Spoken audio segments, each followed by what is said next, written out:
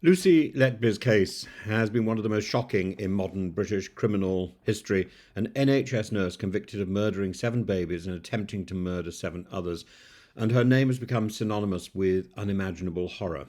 Yet today, new claims are emerging that challenge the very foundation of her convictions. A panel of 14 international medical experts, led by Canadian neonatologist Dr. Shu Lee, has now claimed that Letby didn't murder any babies.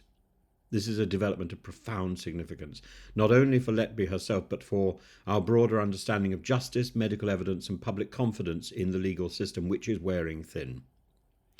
Letby's trial in 2023 hinged largely on medical evidence and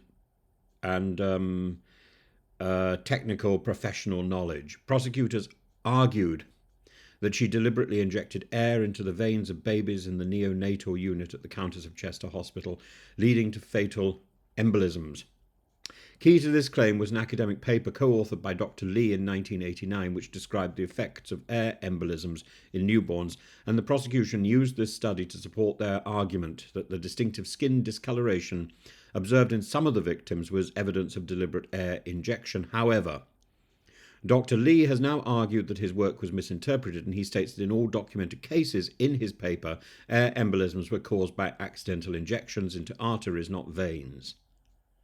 And the findings, the panel's latest findings, claim that none of the babies in Letby's case showed signs of air embolism in a way that is medically consistent with international understanding of what intentional injection would look like.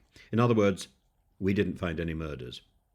This is extraordinary. Now, it's now going to, of course, be a question of whether or not the professional medical advice on which Lucy Letby was effectively condemned is more important than the legal decision which was then meted out. Now, the problem with British law at the moment is it's more concerned with protecting its own back. Now, this isn't to say that these babies died natural deaths and that so many babies who died in the Countess of Chester Hospital should not have done.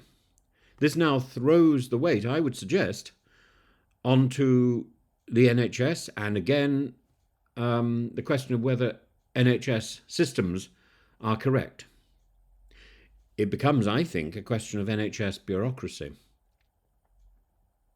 And if the claims of these experts, and remember, she was condemned on expert testimony, if the claims of these experts are true, then Letby's conviction may represent one of the gravest miscarriages of justice in modern British history. And Sir David Davis has already described it as such. If the medical evidence, the bedrock of her conviction, is now being dismantled by some of the world's leading neonatologists, what remains? Some have already pointed to the lack of direct forensic evidence tying Letby to the alleged crimes. There was no CCTV footage, no eyewitness testimony of her harming babies, no confession. The case relied instead on statistical anomalies in baby deaths, circumstantial evidence, and significantly expert medical testimony from, I think, an expert who no longer practices and was wheeled out. And that is now being questioned by an expert panel. The person who drew my attention to this, by the way, was Nadine Dorries, somebody who I don't have a great deal of respect for, and she wrote such a good article about it. And I thought, actually, she's right. The Criminal Cases Review Commission, the CCRC, is now reviewing Letby's case following an application from her defence team.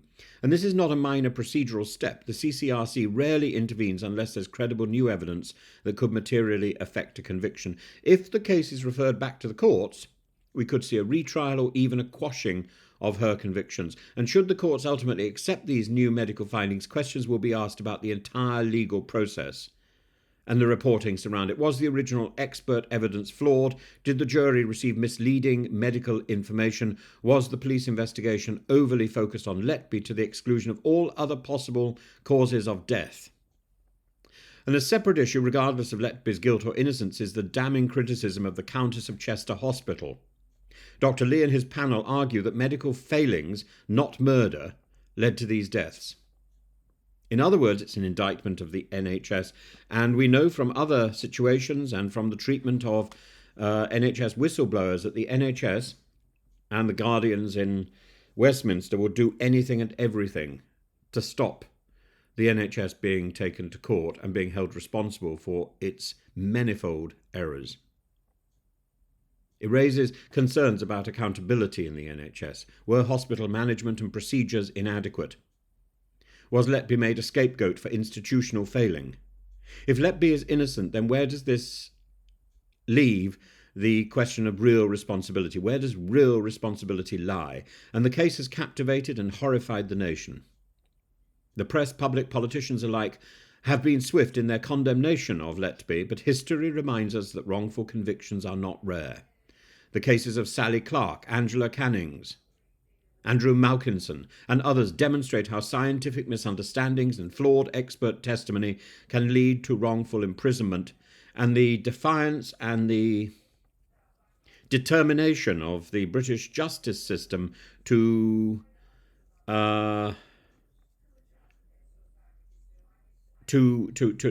posture against being questioned itself is also very, very well documented.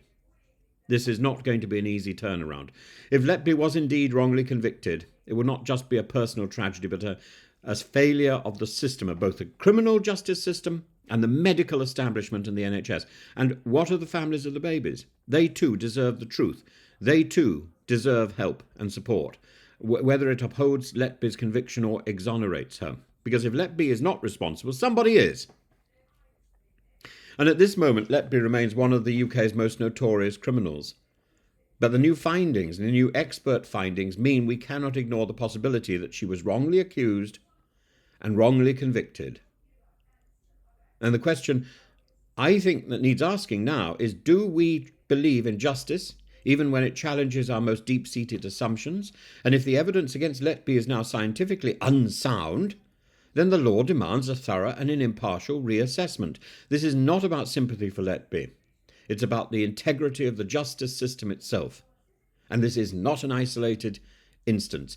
As the CCRC reviews the case, we should withhold final judgment until all evidence, old and new, has been fully examined. Because in a fair society, no conviction, no matter how heinous, should be immune to scrutiny, and scrutiny without the dragging of feet, without the resistance of the legal establishment.